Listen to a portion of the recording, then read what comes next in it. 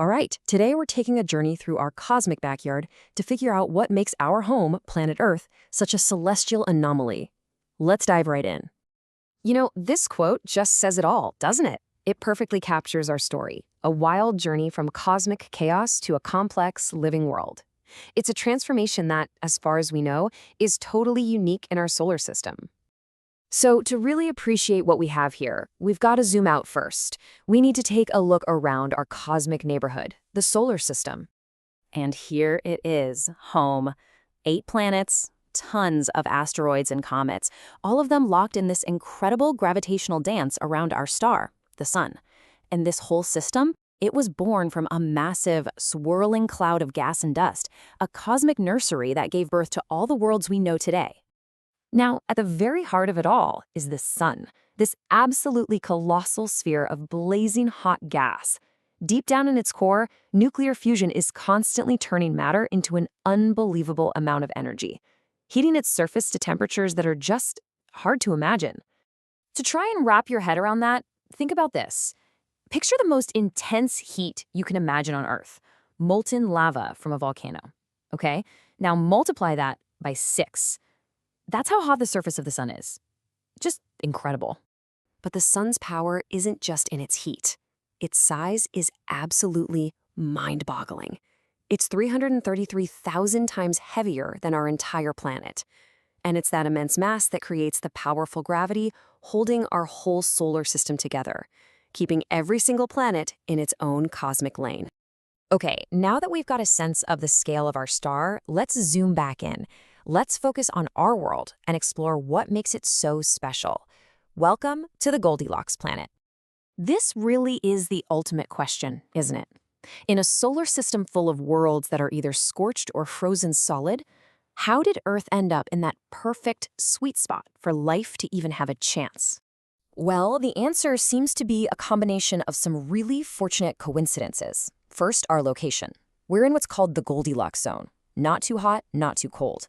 This allowed for vast oceans of liquid water, which is, a key ingredient for life. And second, our planet has this restless geology that's always recycling nutrients and regulating our climate, creating a stable environment where life could actually thrive. And that second point, that restless geology is absolutely crucial. See, Earth isn't just some static rock floating in space. It's a world in constant motion, always reshaping itself from the inside out. I mean, just think about that for a second. The very same forces that were shaping our planet 4.5 billion years ago are still hard at work today, right under our feet.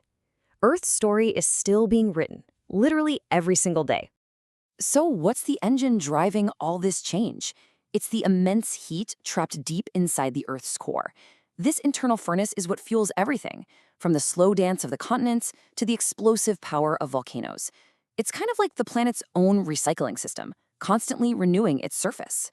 And this right here perfectly shows that cycle of creation and destruction. On one side, you've got volcanoes building new land from molten rock, and on the other, you have forces like wind and water carving that very same rock into these breathtaking landscapes, like the Grand Canyon. It's this constant cosmic tug-of-war. To really, truly appreciate our dynamic world, I think it's time we go meet the neighbors, the other rocky planets in our inner solar system. And wow, when you see it laid out like this, the contrast is just stark. You've got Mercury, a cratered wasteland; Venus, a toxic inferno so hot it could melt lead; Mars, a frozen, rusty desert; and then there's us, the living planet. And this, right here, is the key difference. The one big thing that sets us apart from our planetary siblings. While they are all worlds of extremes, Earth is the planet of liquid water. Our vast oceans, covering almost 3/4 of the entire globe, are the very cradle of life.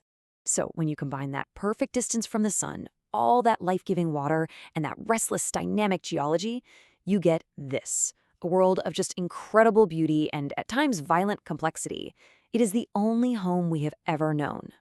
And that brings us to the final big question. On a planet that is constantly in flux, always changing, what comes next? What role are we going to play in the next chapter of Earth's unbelievable story?